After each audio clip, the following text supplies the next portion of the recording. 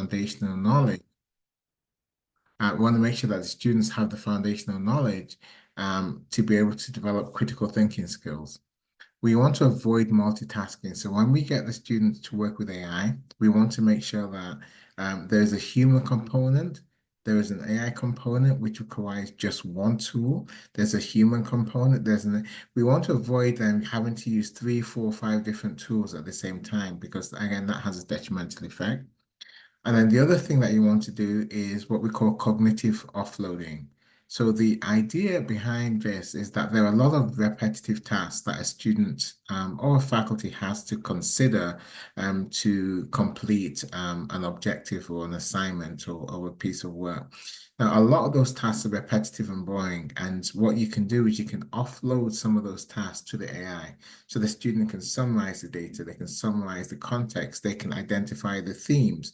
There's certain things that you want the AI to do that allows them to then take that knowledge and complete a task. So those are some of the strategies, but how do we implement this in the educational system? So what we use is what we call an AI assessment scale. So this is adapted from the research, the AAIS scale. And the idea is that you have 7 levels of AI integration that you can consider. Level 0 is no AI whatsoever. And you go all the way up to level 6, which is like the co-creation of products and artifacts with AI. So I'm just going to dive into these in a little bit more detail.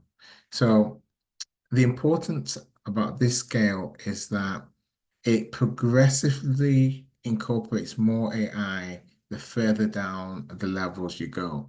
So level 0, no AI whatsoever. You can't use it to study, you can't use it for assignment.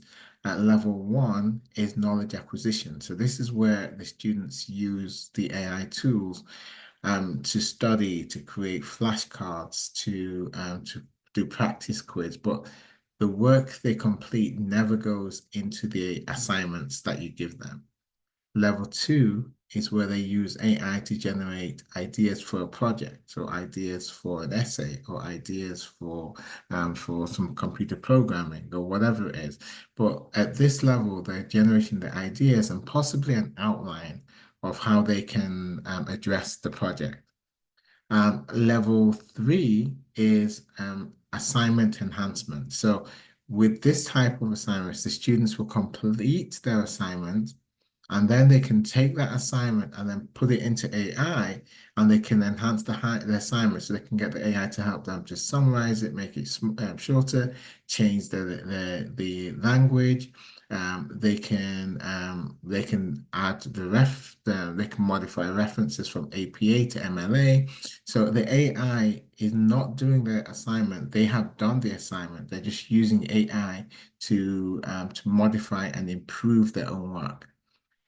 Level 4 is AI critique and reflection. So this is where the students will actually get the AI to complete an assignment. So they will complete it first. The AI will complete a version, and the actual task is to critique the work that the AI completed compared to what the student has completed and write a reflection. So this really creates a higher level of thinking because they're kind of reviewing 2 pieces of work. And then level 5 is where the AI is accessing the internet or accessing a PDF. And the student is basically using the AI tools to query the AI artifact. So you might say, download this PDF, upload it to AI, and you might say, describe the research method that was used, summarize the findings of this paper. Or you could point the internet to a website and you can say, summarize the purpose of this website. What does this website sell? So with this one, the AI is accessing a specific piece of information, and the student is using generative AI to interact with that information. And the level 6 is the highest level where you're literally co-creating. So this is really mainly for higher level students and faculty. So you might want to write a grant. So you would work with the AI to co-create the content. So you're the driver and the AI is just a tool pulling together things that you need and summarizing. You say, write this paragraph in 500 words. And then you might say, based on this, I want to use, again, with your prompting, you might say, suggest a conclusion for these findings. So the AI is your co-pilot and you're just driving the work moving forward. So that is the framework that we use. I think one of the key things when you are using the framework is the students must provide a AI declaration of use statement, which specifically says what they did with AI for that assignment and what they didn't do. And I think it's very important that you present this to the students before they complete the work so that they know the limits of how they are supposed to interact with the AI to complete the work. And I think if you do this, students typically don't cheat because they know what the boundaries are. So an AI declaration statement for the assignment is important, and